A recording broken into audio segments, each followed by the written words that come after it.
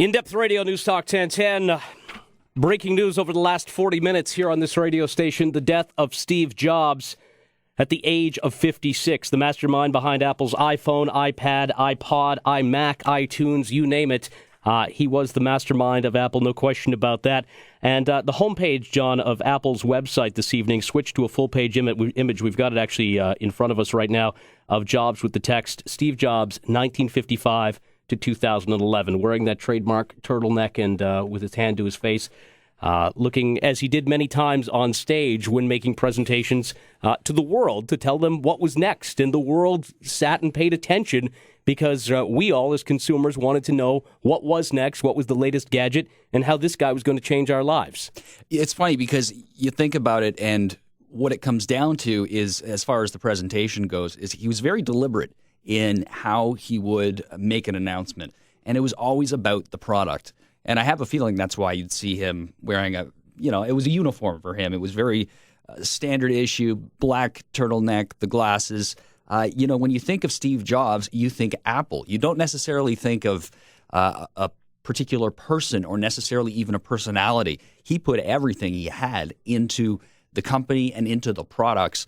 And when you also think Apple, you also think of the last Apple device that came out, because every single, as you know, especially over recent months, every single launch is the new Apple. And I think he very well articulated where the company was going and what his vision was for that company. Every time we'd see one of those big flashy lights and big announcements. The Apple website goes on to say that Apple has lost a visionary and creative genius, and the world has lost an amazing human being. Those of us who have been fortunate enough to know and work with Steve have lost a dear friend and an inspiring mentor. Steve believes behind a company that only he could have built, and his spirit will forever be the foundation of Apple. And there is a spot, if you are a fan or just an admirer, I suppose, of the Apple brand and products and the work that Mr. Jobs did, there's an email remembering Steve at apple.com. And, of course, we're going to continue to monitor this story from many different points of view. After 9:30, we're going to talk to Kevin O'Leary from Dragon's Den fame. You know him on the live drive every Friday afternoon. Kevin, to my knowledge, knew Steve Jobs. And we're going to talk to him a little bit about his knowledge of him and the relationship the two of them had together over time. Rubina Ahmed-Haq is a business correspondent with alwayssavemoney.ca. We just heard in that last news report from Russ Courtney, Rubina, that even when Steve Jobs' death was rumored and there were some false reports, the stocks did take a hit. It was something that people reacted to. Your thoughts on how the stock might do in the future, and some of the things that may be impacted by his death? I think Steve Jobs did something really incredible before his death, and that was set up the company so that it truly could live on past his life. And I think for that reason, we're not going to see the stock affected as badly as it was when it was a surprise when that obituary by accident was printed a couple of years back. And even with the first time he announced that he was sick with cancer, the stock fell. But this time, I think because he has really passed the baton on to Tim Cook, the company just yesterday announced a brand new phone. They're still going just as strong as they were for the last couple of years with new products being announced. I think that for that reason, a lot of people have hope that beyond Steve Jobs, this company can still continue because he's built it up so well and collected such a great number of people to work for this company that there are people who will remain fans of their products after today. Rubina, what impact do you think this is going to have on the sector in general? Because you think about it, Steve Jobs, Apple were kind of ambassadors for the tech sector, which became, especially in the 90s, huge as far as world industry went. What impact do you think this is going to have overall? I think like anything, when someone dies who is very much connected to a brand, there is a legacy that's left behind that people often refer back to. As big as Steve Jobs was and as big as Apple is, I think the company is now well on its way of, surviving without Steve Jobs. But I mean, if this had happened to him 20 years ago, it would have been a different story. But it's such a well-established company that I think people will often just look back on his legacy and take inspiration for everything that he did and continue to make those great products. I mean, it's amazing how well Apple has been doing. I mean, you guys are talking about a little bit too, how they've just changed the face of so many things. I mean, an iPad, who would have ever thought that that device would become so important in people's lives? I see people using an iPad on the GO train almost every day in my life, like business individuals using this product that when it first came out, many people thought it was just a toy that no one really was going to pick up on. So he's changed the way that we do work.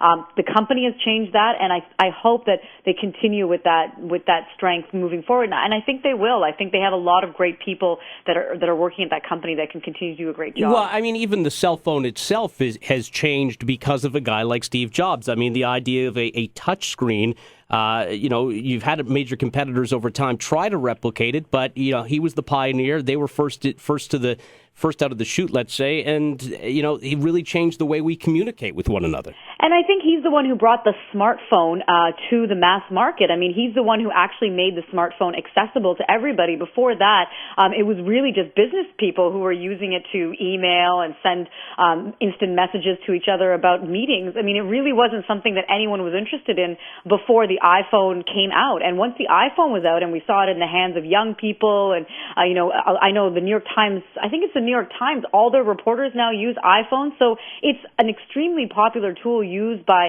a vast array of people. And you're right. I mean, he's changed the way that we actually communicate with each other, the way that we listen to music, the way that we watch movies. I mean, it's amazing how much one person or one company has been able to change.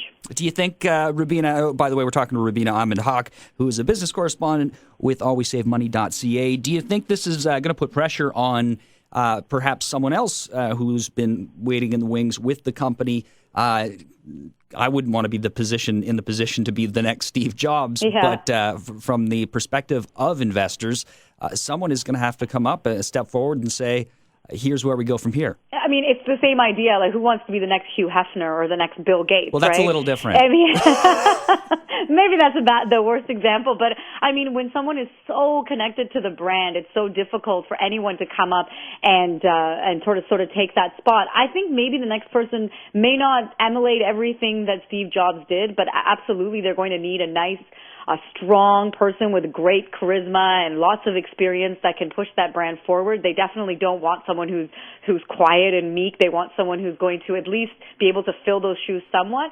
I don't even think they would even start looking yet. I mean, it might be a process that might take many, many years. But right now with Tim Cook, I mean, Steve Jobs put a lot of faith in him when he decided to step down, and he did it so graciously, saying that, he knew he couldn't do the job anymore, and he wanted to pass that baton to Tim Cook. And I think he's going to do a great job going forward. And I look forward to seeing all the new products that Apple is able to create in the future. Rubina, we appreciate the time. Thanks you guys. Rubina Ahmed-Haq, business correspondent, almostsavemoney.ca. A reminder, we will talk to Kevin O'Leary from the Dragon's Den. You know him also from John Tory's Live Drive every Friday at 6:25. He knew Steve Jobs, and we're going to get his insight and his take after 9:30 this evening. John, I want to spend a few more minutes, I don't want to canonize anybody, but if we were to look back into yesteryear and talk about the inventors of those decades and those centuries and the impact that they've had on us as a whole, Steve Jobs' name has to be on that list, even in the top 10 inventors of all time. I want to come back and expand on that idea. We will do that in 60 seconds. It's Friendly Fire, Ryan Doyle, John Downs on In-Depth Radio, NEWSTALK 1010.